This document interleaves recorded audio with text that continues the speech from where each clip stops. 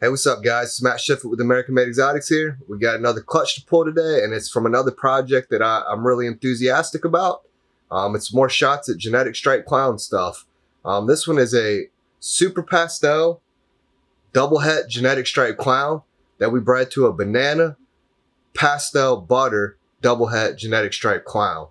Unfortunately, all the clown combos, 100% het Genetic Stripe and Genetic Stripe Clown males that we had just didn't get up to size this year. So luckily we still had those double het males, and he still come through and got the job done and got her bred. So hopefully we see some Genetic Stripe Clowns in here, and our odds will definitely be increased next year once we get those visual clown het Genetic Stripes and Genetic Stripe Clowns with codoms and stuff in it. Them breeding, they kind of were on the cusp this year. They just didn't get the job done. So next year, they should be nice seasoned males and hopefully be really good, dependable breeders, just like their fathers were. But let's go ahead and pull this clutch and see what we got. So she's definitely a feisty girl. But I still got to get a picture of her for the records here. So, she got me.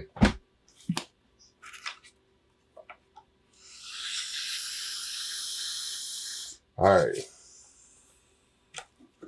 let's go ahead and get her off. Every once in a while you see one like that. Normally they're pretty calm when we get the eggs off of them. So we'll get her washed up. And it looks like she gave us 4 eggs and 1 slug. So let's go ahead and make sure that these are all good eggs.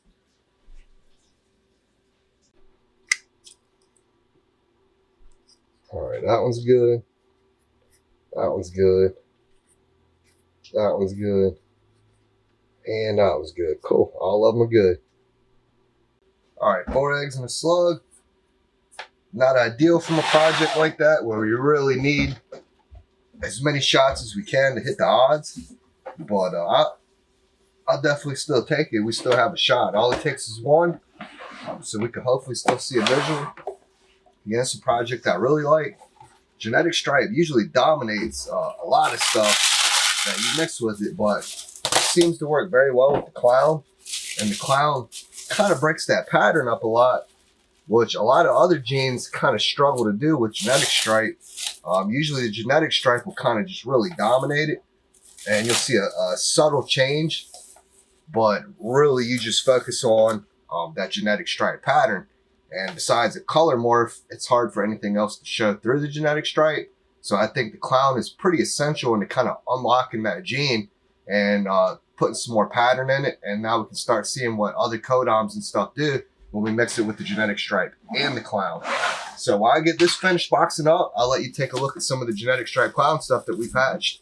And you can kind of see why we're excited for it. So here's one that is Genetic Stripe Clown, and I know it's at least got banana and pastel in it.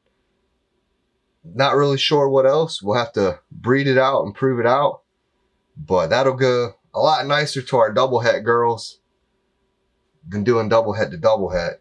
And you can really see how the clown broke up that Genetic Stripe pattern. So no longer do we just have that solid dorsal stripe. It puts tons of banding back in it.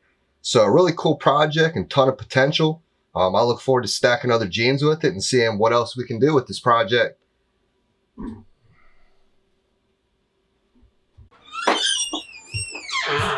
All right, we got another one on the shelf, and we're still coming in here slow and steady with them. So hopefully odds are on our side and we hit some Genetic Stripe Clowns in there. It'd have been a lot cooler if we could have got the Genetic Stripe Clown or one of the clowns het G stripe on it, but it's always good to have a backup male, because a lot of times they just don't cooperate with the plans we have. The clown het Genetic Stripe combos we have are way super big and just plenty of size to breed, but they're just those males that had 0 interest in breeding young like that. And we just lucky that we had the backup males to still get double het to double het this year, because that girl started building follicles on her own.